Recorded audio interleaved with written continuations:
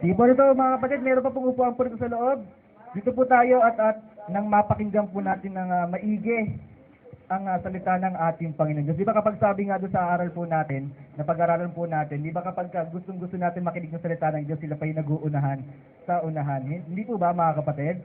So dapat nandito tayo, nag-uunahan tayo, doon tayo sa pinakaunahan para mas lalo nating maintindihan at mas mapalapit tayo doon sa salita ng ating Panginoon Diyos. Sige po mga kapatid, handa na ba tayo makinig ng salita ng Diyos sa umaga nga po ito? Sabi mo sa tabi mo, humanda ka na makinig ng salita ng Diyos. Sige po mga kapatid, at tayo po'y magpapasimula na sa pag-aaral natin ng salita ng Diyos. Muli, wini-welcome po namin ang aming pong bisita, si Sister Lilet. Tama ba? Sister Lilet. Nawa, ito yung maging pasimula sa paghanap mo ng katwiran ng ating Panginoon Diyos. Okay? So, bago po tayo dumako sa paksa po natin sa umaga nga pong ito, tayo po'y magbalik tanaw ng konti sa ating pong napag-aralan nung nakaraang Sunday. Ano nga po ulit yung paksa natin nung nakaraang Sunday? Ninive. Ano yung tungkol sa Ninive? Handsome. Okay? Agreeable. Katanggap-tanggap. Ano pa mga kapatid? Agreeable, katanggap-tanggap. Kaaya-aya, sang-ayon. Di ba dapat ganun tayo mga kapatid? Di ba convincing? Ano yung napag-aralan naman natin doon? Ano yung pinakamensahe ng ating Panginoon Diyos na napag-aralan natin yun, mga kapatid? Handsome, katanggap-tanggap, kasang-ayon. Ano ba ang dapat na sinasang-ayunan natin, mga Kristiyano? Hala, mukhang nakalimutan na yung paksa ng nakaraang Sunday. Tandaan natin mga kapatid, bilang mga Kristiyano, dapat tayo, inaalam natin, inihiwalay natin kung ano yung may kabuluhan at walang kabuluhan. Yung walang kabuluhan, dapat yun ay hindi sang-ayunan ng bawat isa po sa atin. Amen po ba yan mga kapatid? Di ba?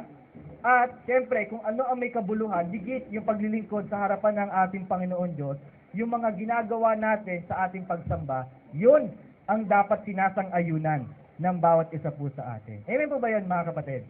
So sana lagi natin maaalala yung mga kapatid, bagamat sa buhay na ito, kailangan natin magtrabaho, kailangan natin mag-aral, kailangan natin makisama sa ating mga kaibigan, pero huwag natin bibigyan ng ganoong klase ng focus yung mga bagay na yun. Dahil lahat ng bagay na yun, mga kapatid, sabi ng banal na kasulatan, ay walang kabuluhan. Trabaho mo, oo, napapakinabangan mo yan. Pero kapag nag-focus ka dyan, kapatid, hindi mo yan mapapakinabangan sa darating na buhay.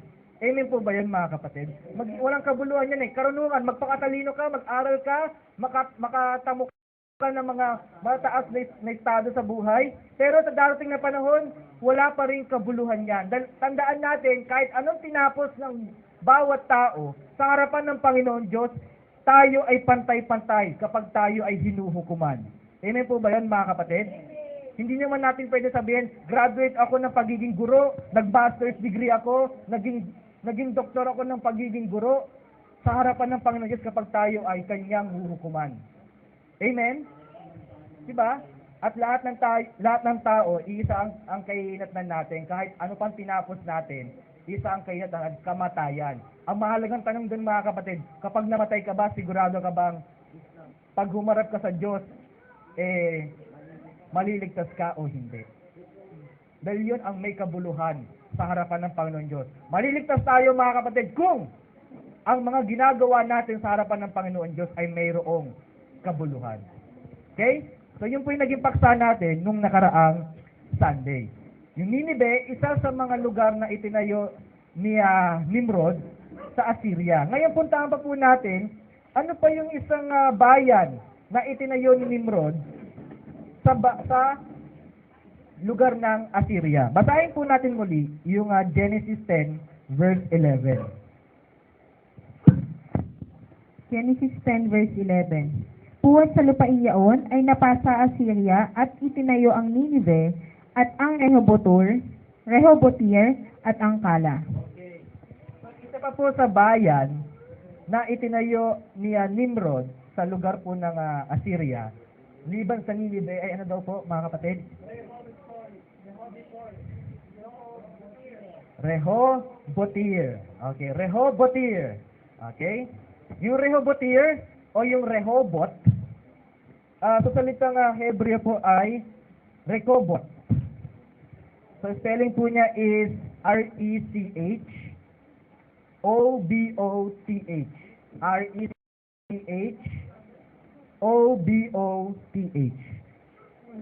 Rekobot, nang ibig sabihin po ay wide places or broad places. Malawak na lugar. Okay? Wide places, broad places. Okay? So yun po yung ibig sabihin po nung Rehobot o Rekobot sa salitang Hebreo. Ibig sabihin niya, wide places, broad places, maluwang na lugar, maluwang na dako, maluwang na lansangan. Okay?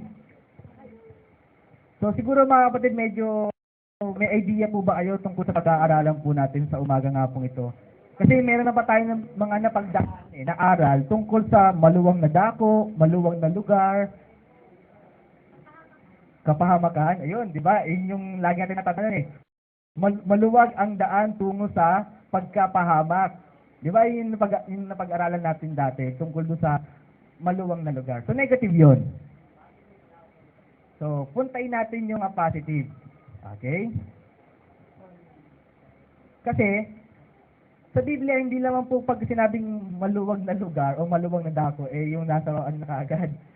Yung nasa Mateo kaagad, yung maluwag na daan tungo sa pagkapahamak. Meron din po kasi positibo yung pag sinabi po natin maluwag na dako o maluwag na lugar.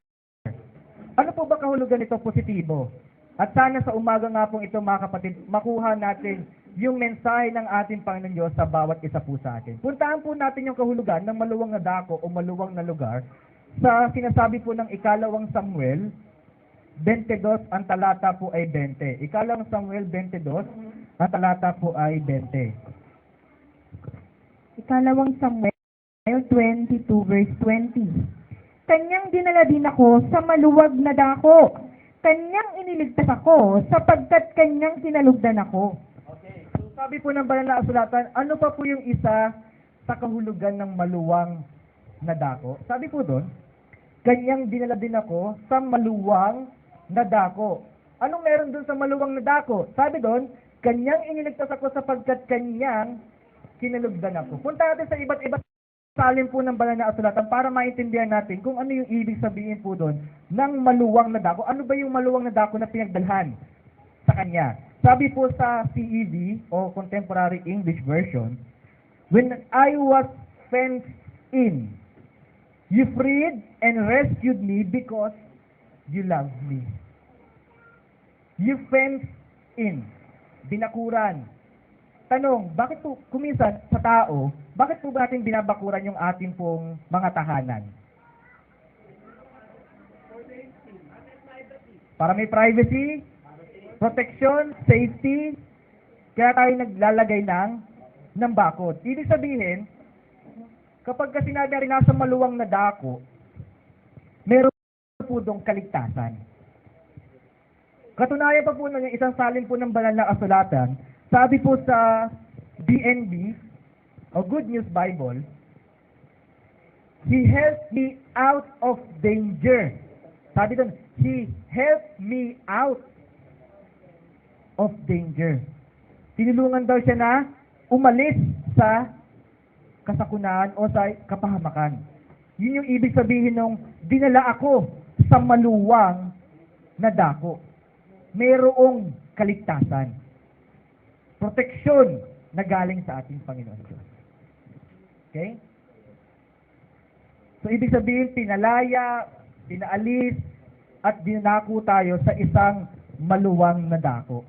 Kumaga, di ba, para bang isang preso, di ba kapag kayo isang preso, syempre, alam na natin kung ano yung itsura ng selda at kung gaano lang kaliit yung kanilang pinagkakakulungan.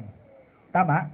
Pero once na nakalaya sila, nakaalis sila sa masikip na dako niyo at nakapunta sila sa isang maluwag na lugar, sa maluwang na lugar. Di ba ganun yun? Kahit nga yung, kahit hindi pa yung totally laya, pero ma-consider ka lang as living out, yung mga preso na nagpakabait sa loob, pero hindi pa naman sila talaga pwedeng palayain, kundi meron na silang karapatan na lumabas, di ba?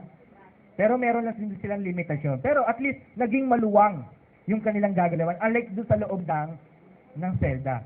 Nagkaroon sila ng kalayaan, nagkaroon sila ng kaligtasan. Yun yung ibig sabihin kapag dinala ka sa maluwang na dako. Tanong mga kapatid, di ba meron tayong paksa tungkol sa pinalaya? Alahanin niyo po mga kapatid, meron tayong paksa tungkol sa pinalaya eh. Di ba? Kung maaalala natin mga kapatid, saan ba tayo pinalaya? Kasalanan. Isayin natin yun, no? Kasalanan. Sabi yun, sa Roma 6 verse 18.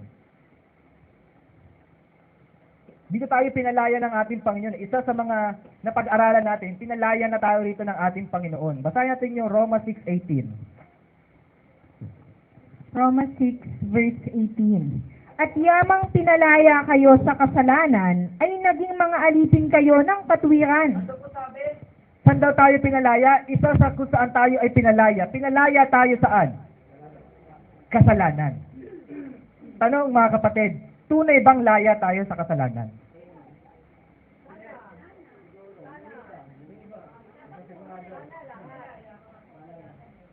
Tanong mga kapatid, pinalaya na ba tayo sa kasalanan? Laya na ba tayo sa mga kasalanan? Dapat, mga kapatid. Kristiyano na tayo eh. Amen? At isa din sa napag-aralan natin, kapag tinanggap natin ang ating Panginoong Kristo, hindi lamang kaligtasan eh. Kasi part ng kaligtasan, yung pagpapalaya sa atin, sa ating mga kasalanan. Kaya kung Kristiyano ka, dapat hindi ka na alipin ng kasalanan. Kasi sabi yun eh, sa Juan 8, ang talata po ay 34. Juan 8:34. Dapat bilang mga Kristiyano, at tayo tumanggap sa ating Panginoon sa Kristo, dapat laya na tayo at hindi na tayo alipin ng kasalanan. John 8:34. Sinagot sila ni Jesus, Katotohanan, katotohanan sinasabi ko sa inyo, ang bawat nagkakasala ay alipin ng kasalanan. Alipin pa ba tayo ng kasalanan, mga kapatid? Kasi kung tayo ay nananatili pa rin alipin ng kasalanan, wala tayong pinagkaiba sa preso na nasa loob pa din ng selda. Nandun pa rin siya sa isang masikip na lugar na iyon. Dapat, dahil meron ka ng Diyos, tinanggap mo yung ating Panginoong Kristo, pinalaya ka na doon eh. Dinala ka niya sa maluwang na dako. Huwag ka na bumalik doon sa selda o sa pagkakaalipin sa kasalanan. Amen po ba yun, mga kapatid? Sana mga kapatid, sa umaga nga pong ito, makalaya tayo doon sa ating mga pagkakasala. At hayaan natin dalhin tayo ng Panginoon Diyos doon sa maluwang na dako. Amen po ba yan, mga kapatid? Palakpakan naman po natin ang ating Panginoon Diyos, mga kapatid. Kasi diba, ang isang Kristiyano na patuloy pa rin nagkakasala, kahit na hindi na nalalaman ng mga tagapagturo, manggagawa o ng kapatid, hindi siya makagalaw na maganda eh. Tama? Hindi sila makapag-bonding ng maayos sa mga kapatid kasi meron silang dinadala na kasalanan sa kanilang sarili. Ganun ang preso eh. Di ba kapag nasa loob sila ng selda, hindi sila makagalaw na maganda. Masikip yung kanilang ginagalawan. E tanong, di ba mga kapatid, laya na tayo? Amen? Dapat, di ka na nagiging alipin ng kasalanan. Nandito na tayo sa maluwang na dako. Dinala na tayo dito ng ating Panginoon Diyos. So, yun yung isa sa dapat ang mga Kristiyano tulad natin laya na sa kasalanan. Okay? Saan pa? Ano pa naalala niyong paksa na kung saan ang pinakapunto natin ay tayo ay pinalaya. Saan pa ba tayo pinalaya ng ating Panginoon? Kabagabagaan? Saan pa?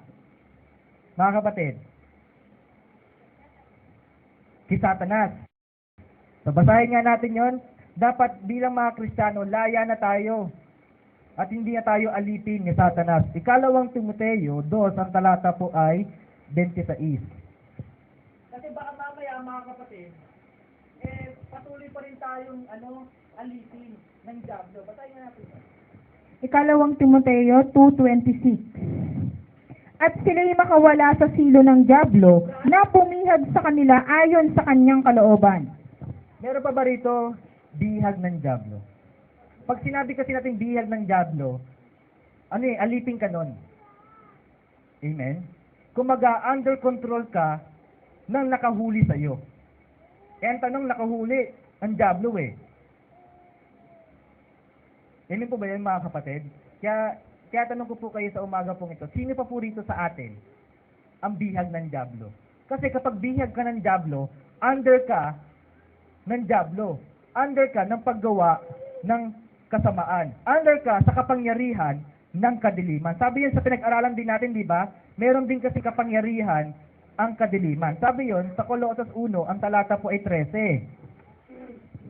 Colossus 1:13. Na siyang nagligtas sa atin sa kapangyarihan ng kadiliman at naglipat sa atin sa kaharian ng anak ng kanyang pag-ibig. Ano mga kapatid? Sino pa po dito ang nasa ilalim ng kapangyarihan ng kadiliman? Sino pa dito ang naghahari sa kanya kasamaan? Kasi as long as naghahari sa inyo ang kasamaan, naghahari sa inyo ang kasalanan, under pa rin kayo ng kapangyarihan, under control pa rin kayo ng kapangyarihan ng kadiliman. Higit, under din kayo ng kapangyarihan ni Satanas. Sabi naman po yun sa Gawa 26, ang talata po ay 18. Gawa 26:18. Upang idilat mo ang kanilang mga mata, upang sila'y mga balik sa ilaw mula sa kadiliman at mula sa kapangyarihan ni Satanas hanggang sa Diyos, upang sila'y magsitanggap ng kapatawaran ng mga kasalanan at ng mga mana sa kasamaan ng mga pinapaging banal sa pamamagitan ng pananampalataya sa akin. So, mga kapatid, kapag tayo, patuloy tayong gumagawa ng masama, under pa rin tayo ng kapangyarihan ng kadiliman, at the same time, kapangyarihan ni Satanas. Di ba pinalaya na nga po tayo? Di ba? Kinuha na tayo ng ating Panginoon Diyos mula sa kamay ni Satanas eh. Amen po ba yan mga kapatid? Pero, bakit po nangyayari sa ating kuminsan, mga kapatid? Para bang lumalabas at under control pa rin tayo ni Satanas. Under control pa tayo ng bisyo natin, under control pa rin tayo ng mga pagsusugal natin, under control pa rin tayo ng mga pita ng laman. Bakit ganoon mga kapatid? Di ba, laya na tayo? Tanong mga kapatid, laya na ba kayo?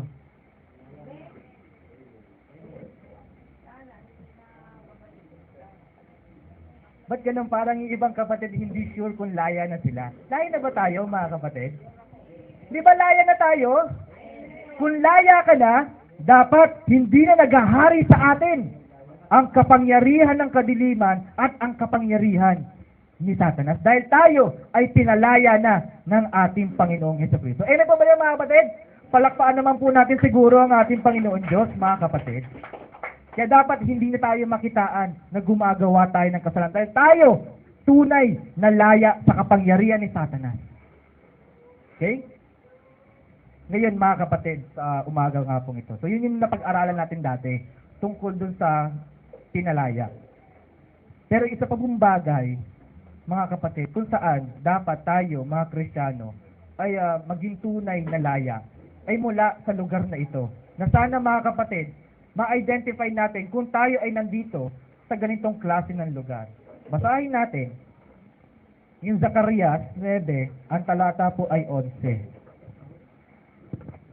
Zacarias 9:11. Tungkol sa iyo naman, dahil sa dugo ng iyong tipan, ay aking pinalabas ang iyong mga bilanggo sa hukay na walang tubig. Saan ba po tayo dapat malaya, mga kapatid? Mula sa hukay na walang tubig. Okay? Ano po ba ibig sabihin na hukay na walang tubig? At sana sa umaga nga pong ito mga kapatid, ma-identify natin kung nandun ba tayo o wala. Kung nandun ba ang bawat isa sa atin o wala. Paano natin malalaman? So alamin po muna natin, ano po ba yung hukay na walang tubig. Siyempre alam natin kung ano po ang sinisimbolo ng tubig, mga kapatid. Amen po ba yan, mga kapatid? Ano nga po ulit ang sinisimbolo ng tubig? Salita ng Diyos. Amen? Yun yung hukay na walang tubig. Na sana hindi tayo masumpungan doon, kundi maging malaya tayo mula sa hukay na walang tubig. Ano-ano po ba yung mga hukay na walang tubig? So sana ma-identify natin to, mga kapatid. At sana makaalis tayo. Kung tayo may nandoon, napapansin natin na tayo ay nandoon, sana maging malaya tayo sa hukay na walang tubig. Una, ano po ang ibig sabihin ng hukay na walang tubig? Awit 30 verse 9. Awit 30, ang talata po ay 9. Awit 30 verse 9. Anong pakinabang magkakaroon sa aking dugo? Pagka ako'y mababa sa hukay, papuri ba sa iyo ang alabok? Magsasaysay ba ito ng iyong katotohanan? Let's identify po muna kung ano po yung hukay na walang tubig. Literal, ang hukay na walang tubig, sabi po dito sa ating pong binasa, ay ano daw po? Libingan. Okay? Hukay na walang tubig. Libingan. Okay? So, sana mga kapatid, literal lang yun mga kapatid, hukay, which means yung hukay na walang tubig is libingan o shoal. Okay? Mga patay. Siyempre alam natin kung ano nandun, mga patay. Siyempre kapag patay, hindi makakapagbigay papuri sa Diyos. Amen po ba yan, mga kapatid? Tanong, nandun na ba kayo? Wala pa, nandito pa kayo di ba? Wala pa naman kayo sa hukay ngayon Amen po ba yan, mga kapatid? So dapat makita sa atin na wala tayo doon. Katunayan na wala tayo doon, ang patay kasi hindi nakapagpuri. Kayo, buhay pa naman tayo. Dito ba, mga kapatid? Pero bakit po minsan para bang hindi tayo makapagbigay papuri? Hindi natin maibigay yung sukdulang luwalhati papuri sa ating Panginoon Diyos. Samantalang tayo ay buhay pa naman.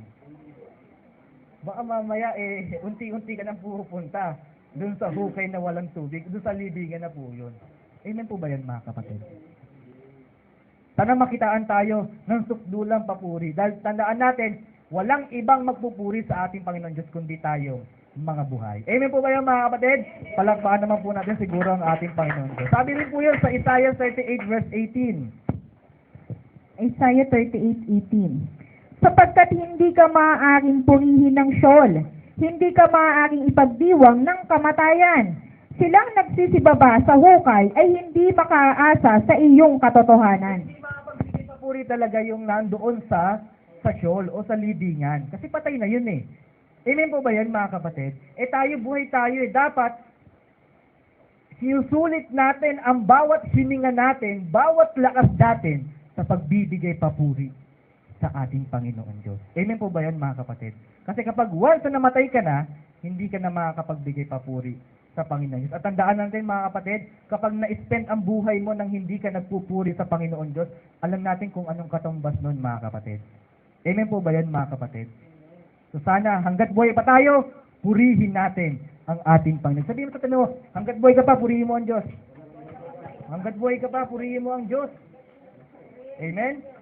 Huwag natin sayangin ang bawat sandali, ang bawat buhay na binibigay sa atin ng ating Panginoon. Magpuri tayo sa ating Panginoon Diyos.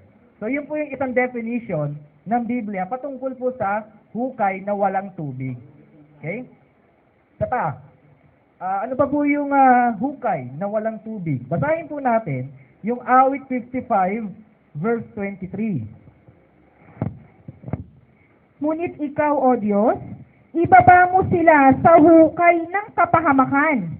Mga mabagsik at magdarayang tao ay hindi darating sa kalahati ng kanilang mga kaarawan, ngunit titiwala ako sa iyo. Okay. So ano pa po yung pakahulugan ng banal na kasulatan pagdating po sa hukay na walang tubig? Sabi po rito, yung hukay ng kapahamakan. Tanong, mga kapatid, nandun po ba tayo sa hukay ng kapahamakan? Pag sinabi po kasi nating hukay na kapahamakan, siyempre, kapag nahulog tayo dun sa hukay na yon, mapapahamak talaga tayo. Kasi hukay na kapahamakan, yung bangin, tama? mga kapatid, sinisimbolo po nun minsan, sa panahon po natin, higit sa panahon po natin, yung hukay na po yun. Yung iba't ibang relihiyon na itinayo po dito sa ating pong sanlibutan. Tandaan natin, hukay na walang tubig. Paano natin sinabing mga relihiyon? Wala naman talagang tubig dito sa mga relihiyon na yan eh. Nanampalataya po kayo doon, mga kapatid? Nasa ibang mga relihiyon na meron dito sa sanlibutan, kapag sumama ka at napakinggan mo ang kanilang aral, tingin mo ba ang napuntahan mo ay relihiyon na may tubig?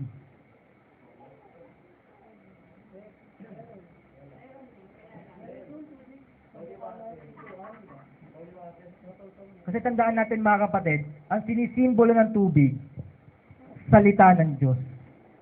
Pero ang sabi dito, bakit ganon?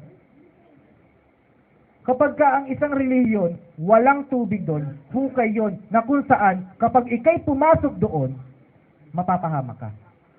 Kaya nga dapat, mga kapatid, maging maingat tayo sa pagsama sa mga relihiyon na umaakay sa atin. Amen po ba yan, mga kapatid? Kailangan mo natin silang siya sa atin bago tayo tuluyang sumama sa kanila. Okay? Kami din, di ba? Yung mga bisita po natin sa umaga pong ito, huwag ka muna sumama sa amin. Siya sa atin mo muna. Kung yung aming bang sinasabi, tunay na tubig na galing sa ating Panginoon Diyos. Di ba? Kasi ba mamaya, tandaan natin, kapag ang isang relihiyon, inakay ka, tapos meron kang mga inquiry sa kanya o mga tanong na hindi naman niya kayang masagot sa pamamagitan ng banal na kasulatan, walang tubig doon. Ang tawag sa taong umaakay sa iyo, bulag. At tandaan natin, mga kapatid, kapag ikaw sumama ka sa isang bulag, ikaw naghahanap ka din ng katwiran ng Diyos eh. Bulag ka din eh. Wala ka pang alam ng salita ng Diyos eh. Tama? Kung kayo, sasama kayo, kayong mga tao na wala pagkaalam sa salita ng Diyos, sasama ka rin sa kapwa mo bulag, tandaan ninyo ang nangyayari sa mga bulag na umaakay sa kapwa nila bulag. Basahin nga natin yung Mateo 15, ang talata po ay 14. Mateo 16:14. Pabayaan ninyo sila, sila'y mga bulag na taga-akay. At kung ang bulag ay umakay sa bulag, ay kapwa sila mga uhulog sa hukay. Ano po ba yan, mga kapatid? Kung ang isang tao niyaya ka na magrelihiyon, pero siya rin mismo bulag, walang alam sa salita ng Panginoon Diyos, parehas kayong mapapahamak kapag sumama ka sa Kanya. Kaya nga, di ba, mga kapatid, napaka-delicate natin pagdating sa pagbabahagi ng salita ng Panginoon Diyos. Dahil bawat mali lang, isang mali lang sa sinasabi namin, sa sinasabi sa atin ng ating Panginoon Diyos, sa umaga pong ito, at sumama kayo, pahamak kayo. Magkamali kami ng pagtuturo, pahamak kayo. Lalong higit, yung mga taong wala talagang alam sa salita ng Panginoon Diyos. Kapag sumama kayo sa kanila, sigurado, hukay na kapahamakan ang uhulugan ninyo. Amen po ba yan, mga kapatid? Kaya maging mapagsiyasat kayo, mga kapatid, bago kayo sumama sa mga iba't ibang relihiyon. Wag lang nating tignan yung kabutihan, ang sisipag nila. Lagi silang pumupunta sa mga iba't ibang eskwelahan, sa iba't ibang lugar, nangangaral ng salita ng Diyos. Pero kapag siniyasat mo, wala naman talagang tubig. Pag sumama ka doon, pahamak ka. Hukay na kapahamakan. Amen po ba yan, mga kapatid? Mag-ingat tayo, mga kapatid, sa pagsama sa mga taong umaakay po sa atin. Amen po ba yan, mga kapatid? Palakpakan naman po natin siguro ang ating Panginoon Diyos, mga kapatid. Okay? Isa pa po, mga kapatid, ano pa po yung pagkapakahulugan ng banal na kasulatan kapag sinabi po nating hukay na walang tubig? Ikalawang Pedro 2, ang talata po ay 4. 2 Peter 2:4. Sapagkat kung ang Diyos ay hindi nagpatawad sa mga anghel ng mga kasala ang mga yaon, kundi sila'y ibinulid sa impyerno at kinulong sa mga hukay ng kadiliman upang ilaan sa paghukom. Kapatid, sana sa darating na panahon, huwag tayo mapabilang na maisama dito sa hukay ng kadiliman, sa impyerno. Amen po ba yun, mga kapatid? Kasi yung pa po yung isang pakahulugan ng banal na kasulatan. Pag sinabi po natin hukay na walang tubig, malamang wala talagang tubig doon. Tulad na napag-aralan po natin patungkol po sa impyerno. Ano ba meron sa impyerno, mga kapatid? Apoy, ano pa? Asupre, ano pa? Uod, walang liwanag. Diba? Sana mga kapatid, maisip natin yon. Apoy na hindi namamatay. Apoy na hindi nagbibigay ng liwanag. Kasama ng apoy, uod, asupre. At kapag tayo, mga kapatid, hindi tayo tumigil sa paggawa natin ng kasamaan, kahit sabihin mong Kristiyano ka, kahit sabihin mong kasama ka sa loob ng bahay ng Panginoon Diyos, at hindi ka pa iniaalis, pero patuloy ka sa paggawa ng masama, o hindi mo ginagawa yung tungkulin mo bilang Kristiyano, tandaan nyo mga kapatid, baka mapasama kayo sa hukay na kadiliman, sa hukay doon sa impyerno. Amen po ba yan mga kapatid? Kaya nga di ba mga kapatid, kung gaano lang concern ang binibigay natin sa bawat kapatid na lumiliban ng pagkakatipon. Dahil hindi lang naman po yung simpleng pagliban, mga kapatid. Amen po ba yan mga kapatid? Kaya di ba, nagkaroon tayo ng panuntunan na kapag kayong isang kapatid lumiban lang ng 2 magkasunod na linggo, pinadadala na natin ng sulat pagpapaalala mga kapatid. Pagpapaalala na meron silang tungkulin na dapat nilang ginagampanan sa harapan ng Panginoon Diyos. Nasa sa kanila na yun. Kung yung paalalang iyon ay kanilang tatanggapin o hindi. Dahil ang pagpapaalala na yun, pagpapaalala yun ng Diyos dahil mahal ka pa niya. Amen po ba yun mga kapatid? At sana mga kapatid, sa mga bagay na yun na ginagawa po natin, sana makita po ninyo kung gaanong concern ng ating Panginoon Diyos sa inyong mga kaluluwa. 2 pagliban, bibigyan ka na ng paalala. Para may iwas ka sa hukay ng kadiliman. Amen po ba yan mga kapatid? Kaya kung minsan mga kapatid, may mga problema kayo, at pinagsasabihan kayo ng mga tagapagturo, binibigyan kayo ng payo kung anong dapat yung gawin, tanggapin natin mga kapatid. Bakit? Dahil yun, para yun sa ikabubuti natin, para makaiwas tayo sa hukay ng kadiliman. Amen po ba yun mga kapatid? Higit sa mga kapatid natin na nagkakasala, na mabibigat na kasalanan sa harapan ng ating Panginoon Diyos. Amen po ba yun mga kapatid? Kaya nga di ba kumisang para bang, hindi maiwasan yung makaramdam kami ng pagtatampo. Bakit? Inaalala na naman namin kayo. Pinapaalala na namin po kayo. Wala naman talaga. Hindi naman tayo magkaano-ano rito, mga kapatid. Pero kung bakit na lang ganun ang ipinapakita ng pagmamahal sa inyo ng Panginoon Diyos na kahit oras ng gabi, kahit na oras na ng pahinga ng mga tagapagturo, pero inilalaan yun para sa inyong mga kaluluwa. Tapos anong ganti natin mga kapatid? Magagalit tayo sa kanila. Ang inaalala na naman na huwag kayong mahulog sa hukay ng kadiliman. Sana isa-isip po natin yun mga kapatid. Amen po ba yan mga kapatid? Palakpakan naman po natin siguro ang ating Panginoon Diyos mga kapatid. Okay?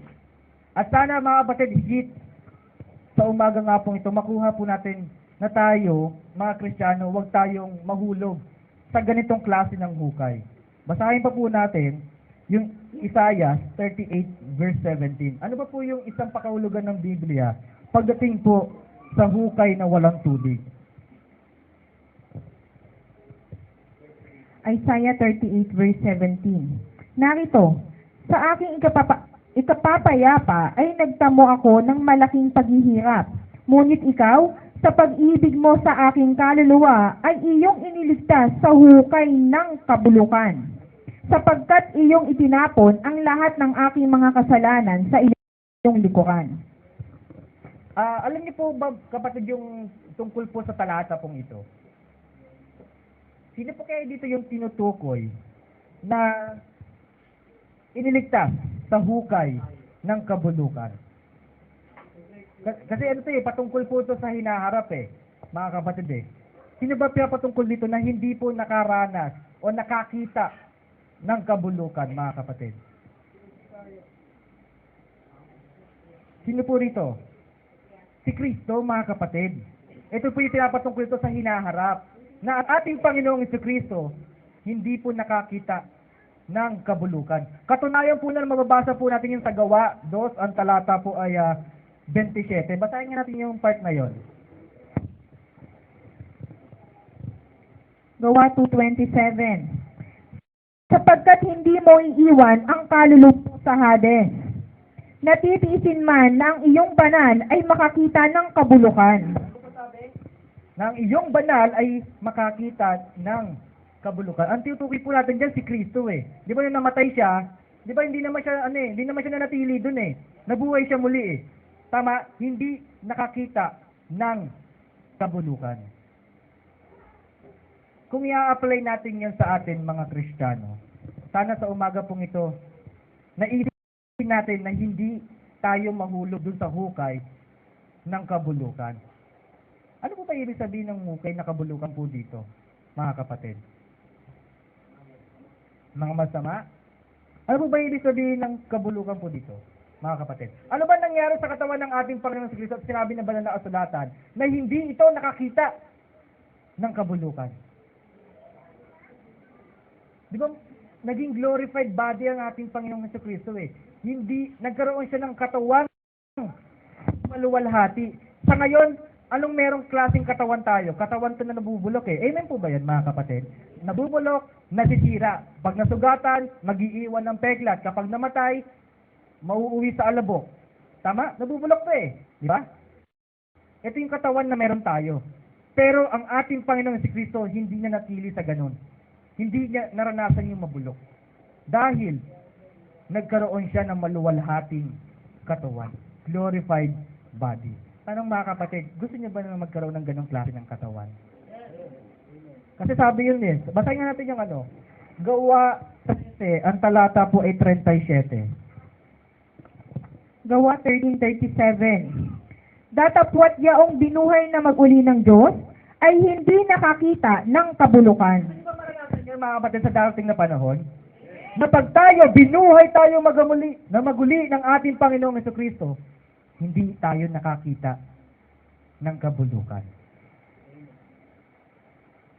Amen po ba yan mga kapatid? Pero paano natin gagawin yon sa panahon po natin mga kapatid?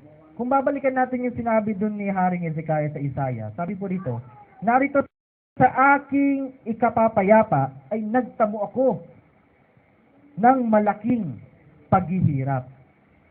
Sa iba't ibang salin po ng banal na kasulatan, kung pag-aaralan po natin ng maigi yung mga kapatid, para magtamo tayo at hindi makakita ang bawat isa sa atin ng kabulukan, ito kasi yung dapat po natin gawin. Sabi po sa CEV, sa salin po ng CEV, sa Isaiah 38 verse 17, "It was for my own good that I had such hard times."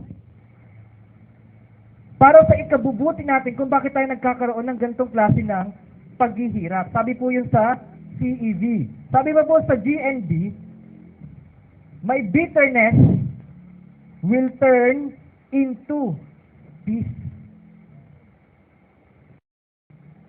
Para magtamo tayo at hindi tayo makakita ng kabulukan mga kapatid, ano pong dapat natin gawin?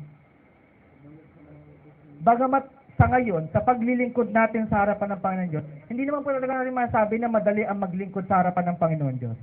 Amen po ba yan mga kapatid? Tama? Nagkakaroon tayo minsan ng struggles pagdating sa paglilingkod sa harapan ng Panginoon Diyos. Minsan, nauubusan tayo ng pera, hindi tayo makapunta ng paglilingkod, pero gustong-gusto natin makapunta ng paglilingkod. Hard time sa atin yon bilang sa ating paglilingkod. Diba? Hectic ang schedule. Tama? Merong gawain sa church, may gawain sa eskwelahan. Hard time sa iyon, pero gusto mo makapaglingkod sa harapan ng Panginoon Diyos. Amen? May sakit ka, pero gusto mo makati ng pagsamba. Hard times yun. Pero gusto mo makapaglingkod sa harapan ng Panginoon Diyos. Kailangan natin gawin yon mga paghirap. Yung walang tulog sa pag-aaral ng salita ng Diyos, pagpunta sa malalayong lugar dahil sa salita ng Panginoon Diyos. Ginagawa natin yon. Ginagawa ng ilan sa mga kapatid yon. Bakit?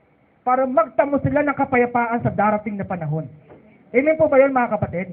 Tanong mga kapatid, kayo ba nagkakaroon ba kayo ng hard time sa paglilingkod sa harapan ng Panginoon Diyos. O, baka nagpapapetiks-petiks kayo pagdating sa paglilingkod sa harapan ng Panginoon Diyos. Tandaan ninyo mga kapatid, sino lang ang makararanas na hindi makakita ng kabulukan? Yung mga tao na nagpapakahirap sa paglilingkod gayon sa harapan ng Panginoon Diyos. Pero kung ikaw, mas gusto mo pang unahin ang iyong sarili at ayaw mong mahirapan pagdating sa paglilingkod sa harapan ng Panginoon Diyos, huwag mong asahan. Huwag mong asahan na babaguhin ng Panginoon Diyos ang iyong katawan na bubulok. Kung gusto mo, papetiks-petiks ka lang pagdating sa paglilingkod. Gusto mo, hindi, dito na lang muna ako sa bahay, dito na lang mag-pray. Kasi pumunta ako doon, pa ako ng pamasahe, mapagod pa ako sa pagbiyahe. Amen po ba yun, mga kapatid? O kaya kahit minsan sa simpleng pagbuno lang natin sa mga kasalanan natin, hard time sa iyon eh.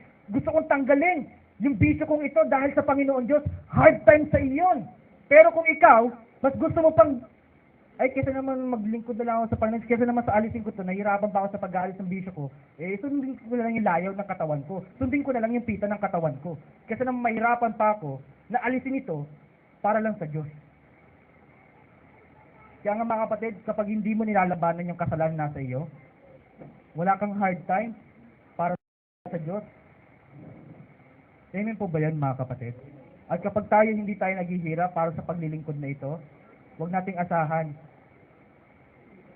Huwag nating asahan na babaguhin pa ng Diyos yung katawan natin. Kung tayo sa konting sakripisyo na may ibibigay natin sa Diyos, hindi natin maibigay. Amen po ba yan mga kapatid? Maya naman tayo sa mga apostol na nagsulat ng Biblia na ipinaabot sa atin sa panahon ito. Nagkaroon din sila ng hard time sa pagsusulat nito. Nagkaroon din sila ng mga hard time sa pangangaral nito. Amen po ba yun mga kapatid? Para ano? Para saan ba yung ginagawa nila? Para sa ikaliligtas ng marami. Dahil yun ang nais ng Diyos para sa atin. Amen po ba yun mga kapatid? Nakalulungkot mga kapatid, pero ilan pa rin sa atin. Para bang gusto nila hayahayang buhay sa paglilingkod sa harapan ng Panginoon Diyos. Gusto nila paraging madali. Dahil hayaan lang natin sila. Sila naman ang nag-aasikaso eh. Sila naman ang lagi nag-aayos. Sila naman ang lagi nag-iisip kung anong gagawin ng iglesia. Hayaan na lang natin sila. Sila na lang ang magpakahirap. Tapos tayo, atin na lang tayo din, uupo. At makikinig. Matapos makinig, may ikipagkamayan ng konti sa kapatid, uuwi na. Simpleng buhay, walang kahirap-hirap, mga kapatid. Pero tandaan natin mga kapatid, kung sino ang naghihirap para sa paglilingkod sa harapan ng Panginoon Diyos, hindi hahayaan ng Diyos na makakita yung mga taong iyon ng kabulukan. Amen po ba yan, mga kapatid? Palakpakan naman po natin siguro ang Panginoon Diyos, mga kapatid. At sana sa umaga pong ito, mga kapatid, huwag tayo manghinayang sa konting pagod, konting pera, konting sakripisyo na ibibigay natin sa harapan ng Panginoon Diyos. Dahil hindi naman natin maitutumbas ang lahat ng hirap natin ito sa kaluwalhatian na ibibigay sa atin ng ating Panginoon Diyos sa darating na panahon. Amen po ba yan mga kapatid? At sana mga kapatid, katunayan na tayo ay nandoon na sa maluwang na dako mga kapatid. Basahin nga natin yung Job 33 verse 30. Job 33 verse 30. Upang ibalik ang kanyang kaluluwa mula sa hukay, upang siya'y maliwanagan ng liwanag ng buhay. Amen po ba yan mga kapatid? Tayo inalis na tayo ng Diyos mula sa hukay. Bakit tayo inalis doon? Para tayo ay maliwanagan. Amen po ba yan mga kapatid? Sabi po sa iba't ibang salin po ng banal na kasulatan, sa CEV, to be saved from death and brought into the light that gives life. Inalis tayo mula sa kamatayan para tayo ay makakita ng liwanag upang tayo ay magkaroon ng buhay.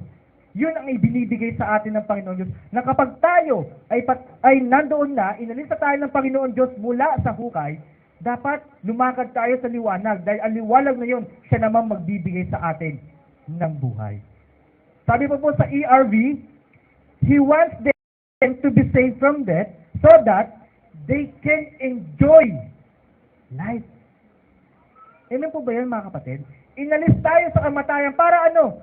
Ma-enjoy natin yung ating pong mga buhay. Pero kung kapatid, gusto mo diyang manatili sa kasalanan mo, hindi ka magkakaroon ng masayang buhay. Amen po ba yan mga kapatid? Saglit na sarap, Kapalit, habang buhay na paghihirap sa impyerno. That is enjoy life. Enjoy life ba yun? Ganun ba ang pag-enjoy ng life? Kaya mas maganda na maghirap lang tayo ngayon eh. Kasi alam naman natin, sa paghihirap natin ngayon sa paglilingkod, sa darating na panahon, doon, tunay na may enjoy natin ang life sa piling ng ating Panginoong Jesucristo. Amen po ba yan, mga kapatid? Sana palakpakan natin ang ating Panginoon Diyos, mga kapatid. Okay lang maghirap tayo ngayon. Alam naman natin ang future natin eh. Enjoy life with God. Kasi naman, enjoy life today, pero in the future, suffer from the eternal wrath of God. Kinasa atin pa rin naman ang pagpili, mga kapatid. Enjoy mo life mo ngayon. Actually naman, kahit naman sa paglilingkod, di ba? Kung tunay ka naglilingkod sa harapan ng Panginoon Diyos, kung tunay ka na kinoconsider mo sa iyong buhay ang salita ng Diyos, may enjoy mo yung paglilingkod sa Diyos eh. Amen po ba yun, mga kapatid? Kung bakit hindi niya na-enjoy? Kasi ibang bagay ang gusto niyong i-enjoy sa buhay na ito, hindi sa Diyos. Pero manatili ka, may ipagbanding ka sa mga kapatid, kahit nag-aaral lang tayo ng salita ng Diyos, enjoy! Amen po ba yun, mga kapatid? Diba? Kahit na kung minsan, puyat na, anong oras na tayo nakaka-uwi ko minsan? Alas 12, alauna. Ang pinakamatagal natin, alas 2, pero enjoy pa rin. Enjoy pa rin ang paglilingkod sa harapan ng Panginoon Diyos. Kahit napakadaming problema, ito nga nakakalungkot no? Mga kapatid, yung lagi nang binabanggit po sa atin. Mga kapatid, kung po tayo namumroblema po sa ating pong mga buhay, sa ating sarili pa lang, how much more pa kaya kami, mga tagapagturo po ninyo. May sarili po kaming problema, at the same time, pinoproblema po namin ang buong iglesia. Pero kahit ganun pa mga kapatid, may problema kami, may problema kayo, at pinoproblema din namin ang problema ninyo, nai-enjoy namin ang life. Dahil yun ay tungkulin namin at mahal namin ang tungkulin namin tinanggap sa harapan ng Panginoon Diyos. Kapag kamahal nyo ang tungkulin ninyo, kahit gaano pa kahirap yan, may enjoy mo ang paglilingkod mo sa harapan ng Panginoon Diyos. Kaya mo lang naman hindi na-enjoy kasi hindi mo mahal yung ministeryo o yung tungkulin mong tinanggap sa harapan ng Panginoon Diyos. Amen po ba yan, mga kapatid? Sana sa umaga pong ito, mga kapatid, wala na tayo sa hukay eh. Tama? Pinalaya na tayo ng Panginoon Diyos mula sa hukay at dinala tayo sa maluwang na dako para maliwanagan tayo at magtamo ng buhay. Amen po ba yan, mga kapatid? Ngayon, mga kapatid, sa umaga pong ito, paano natin matitiyak? Paano natin matitiyak na tayo ay nandoon na sa maluwang na dako? At sana, mga kapatid, ang bawat isa po sa atin nandoon na sa maluwang na dako na po yun. Katiyakan nun na nandoon na tayo sa maluwang na dako na kung saan nandoon ang kaligtasan, nandoon ang kapayapaan na ibinibigay sa atin ng ating Panginoon Diyos. Ay basahin nga natin yung Kawikaan 16, verse 17. Kawikaan 16:17. Ang maluwang na lansangan ng matuwid ay humiwalay sa kasamaan. Siyang nag-iingat ng kanyang lakad ay nag-iingat ng kanyang kaluluwa. Ano pong katunayan, mga kapatid, na nandoon na tayo sa maluwang na dako? Kung ang ating mga lakad ay humihiwalay sa kasamaan. Sabi, ang maluwang na lansangan ng matuwid ay humiwalay sa kasamaan.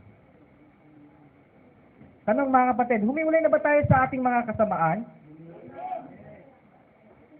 Kung meron man dito, mga kapatid, nandoon pa rin, wala pa kayo sa maluwang na dako. Dahil ang maluwang na dako ng matuwid ay ang humiwalay sa kasamaan. Kaya kung tayo, patuloy pa rin tayo sa paggawa ng kasalanan sa mga bisyo natin, mga kapatid, wala pa tayo sa maluwang na lansangan. Makipot pa, para bang nagtumutuloy ka sa alambre, ganun pa kakipot yung daanan mo, mga kapatid. Bakit? Sa pagkakataon na mahuli ka, impyerno. Sa pagkakataon na hindi ka magbago, impyerno. Ganun yun pag tumutuloy sa alambre, pag nahulog ka, di ba? Patay ka eh. Kasi, hindi maluwang na dako yung nilalakaran mo. Pero kung gumagawa ka ng matuwid, hindi alambre ang dinadaanan mo. Baka expressway pa ang dinadaanan po ng bawat isa sa atin. o higit pa, baka paliparan pa ang nilalakaran ng bawat isa sa atin. Ganong kaluwag ang lansangan ng matuwid. Saan yung gustong dumaan, mga kapatid? Sa alambre o sa airport? Doon na tayo sa maluwang, kung saan nakagagalaw tayo ng malaya. Amen po ba yan, mga kapatid? Palakpakan po natin ang ating Panginoong Diyos, mga kapatid. At higit, mga kapatid, sabi po sa Romans 6:17, katunayang katiyakan na nandoon na tayo sa maluwang na dako, dapat ganito na ang estado ng mga kapatid. Romans 6:17. Datapwat salamat sa Diyos na bagamat kayo'y naging mga alipin ng kasalanan, kayo'y naging mga matalimahin sa puso doon sa uri ng aral na pinagbigyan sa inyo. Ano, mga kapatid? Gaano ba tayo sumusunod sa aral na tinanggap po natin sa harapan ng Panginoon Diyos? Kasi kung papaanong pagtalima o kung papaano tayo naging matalimahin sa mga aral na ating tinanggap, katunayan nun, mga kapatid, nandoon na tayo sa maluwang na dako. Amen po ba yan, mga kapatid? Gaano ba natin tinanggap sa ating pong mga puso ang mga aral, doktrina na tinanggap natin sa harapan ng Panginoong Diyos? Gaano ba natin yun sinusunod? Papaanong pagtalima ba ang ginagawa natin sa mga aral na po yun? Kasi sa pamamagitan ng pagtalima natin doon o yung buong puso nating pagsunod doon sa mga aral na iyon, mapapatunayan mo sa iyong sarili na nandoon ka sa maluwag na dako. Amen po ba yan, mga kapatid? Paano nyo ba yung sinusunod?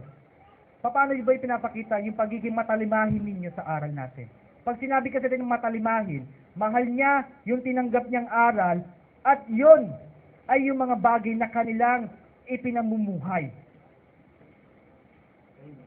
Kahit gaano kahirap kuminsan sundin, ganoon naman talaga eh. Dumako tayo sa katotohanan, mga kapatid. Ilan sa mga kapatid, hirap na hirap sundin yung mga aral na tinanggap natin sa harapan ng Panginoon Diyos. Di ba, mga kapatid? Kasi kung ikaw, kapatid ka, nalaman mo yung ganong klaseng aral, pero sa pakiramdam mo, parang hirap na hirap ka pa rin sundin yung aral na po iyon. Eh wala ka pa sa maluwang na dako. Kasi ganoon ang tao eh, di ba? Mahirap kaya kumilos sa isang maliit na lugar. Tama? Pero, kung tatanggapin mo yung iniaalok sa atin ng ating Panginoon Diyos, makakagalaw ka ng maluwag, hindi ka mahihirapan. Kung tatanggapin mong buo yung ibinibigay sa atin ng ating Panginoon Diyos. Kung bakit lang naman natin kuminsan nalalabag, dahil hindi natin tinatanggap ng buo yung ibinibigay na yung utos ng ating Panginoon Diyos. Kaya siya nagiging mahirap sa atin. Amen po ba yan, mga kapatid? Minsan nga lang, basic nga lang tayo eh. Tama? Damit, pagkain, pagsamba. Tama? Mga pagkakatipon natin, basic lang yun eh. Pero, para bang hirap ang mga kapatid na talimahin? Amen? Hindi, minsan nga eh, hindi po ako makapagsamba kasi wala po akong pamasahe. Hanggang kailan natin i-accept yung ganong klaseng dahilan, mga kapatid? Hanggang kailan? Kumisan, hindi nila natin maintindihan yung kapatid eh. O, wala kang pamasahe ngayon, binibigyan ka ng kaparaanan kung paano ka makakapunta ng pagsamba, pero yung minsan yung kapatid, yung kanyang eagerness, parang wala doon. Minsan nga, yung Bible study, malapit na lang sa lugar nila eh. Diri mo, lalakarin na lang ha, hindi mo na kailangan mamasahe, pero bakit hindi makadalo? Higit sa mga midweek services natin. Diba? Ang lapit-lapit na nun, bahay nila Sister Ida, ang lapit na nun. Bahay nila Brother Nani, ni Sister Jane, malapit lang yun sa inyo, di ba? Pero bakit gano'n? May mga kapatid pa rin lumiliban sa ganong klase ng mga pagkakatipon, midweek, lalakarin na nga lang. Kaya tayo nag-assign ng mga lokal para sa panahon ng midweek service natin, makadalo yung mga kapatid na malalapit doon. Di ba? Lalakarin na lang kumisa, pero para bang hirap. Mabigat ba paan ninyo, mga kapatid? At hindi kayo makapunta ng mga ganong klaseng pagkakatipon? Ang lapit-lapit na sa lugar ninyo? Di ba? O, wala kang pamasahe para sa Sunday. O, ano mo ba na sinabihan ka na pumunta ka kay Brother June? Di ba? Parehas di kayo wala pamasahe. Wala din. Pero at least tandaan natin mga kapatid, kung meron tayong eagerness na makaganap ng tungkulin, tandaan natin ang awitin, God will make a way. Amen po ba yan mga kapatid? Palakpakan po natin ang ating Panginoon Diyos mga kapatid. Magkaroon ka lang ng puso sa paglilingkod sa harapan ng Panginoon Diyos. Ano mang struggles na nakikita mo sa harapan mo, God will make a way. Amen po ba yan mga kapatid? At mapapatunayan mong nandoon ka sa maluwang na dako kung makikita sa iyo kung papaano ka tumalima sa mga aral na tinanggap po natin. Amen po ba yan mga kapatid? Kasi malaya ka eh. Ano mang utos na ibigay sa atin ng Panginoon Diyos, dahil tanggap mo yun, hindi yun nakabibigat sa iyo, hindi yun magpapahirap sa iyo, kundi bagkus, yung pa'y magdadala sa iyo sa maluwang na dako, sa kaligtasan na inio-offer sa atin ng ating Panginoon Diyos. Amen po ba yan mga kapatid? Ipakita lang natin, di ba? Wala na kaming kakainin bukas eh, pagka pinamasahe pa namin to eh. Pakita mo muna yung pagtalima mo. Pakita mo muna kung paano talimahin, sundin ang utos ng Panginoon. Wala kayong pagkain bukas, Diyos ang gagawa ng paraan sa inyo. Amen po ba yan mga kapatid? Di ba? Di mo alam kung paano ka makakapunta, di mo alam kung paano ka makakadala sa ganung pagkakatipon, magkaroon ka na ng eagerness, gusto kong pumunta. Talimahin mo lang yung utos ng Panginoon Diyos, o kaya kung minsan mga kapatid, meron kayong mga kanya-kanyang kahilingan, tama? Lahat tayo, meron tayong kanya-kanyang kahilingan sa harapan ng Panginoon Diyos. Tandaan natin mga kapatid, ang naglilingkod ng masaya sa harapan ng Panginoon Diyos, bibigyan niya ng nasa ng kanilang mga puso. Amen po ba yan mga kapatid? Palakpakan naman po natin ang ating Panginoon Diyos. Ipakita lang natin yung tiwala, yung pagtalima natin sa Kanya. Diyos ang bahala sa iba. Amen po ba yan mga kapatid? At sana mga kapatid, sa umaga nga po ito nakuha natin yung mensahe ng ating Panginoon Diyos pagdating sa lugar ng Rehoboth, na nawa ang bawat isa sa atin masumpungan, lumalakad sa maluwang na dako. Isa mapagpalang umaga po sa ating lahat. Palakpakan natin ang ating Panginoon Diyos. Sige po mga kapatid,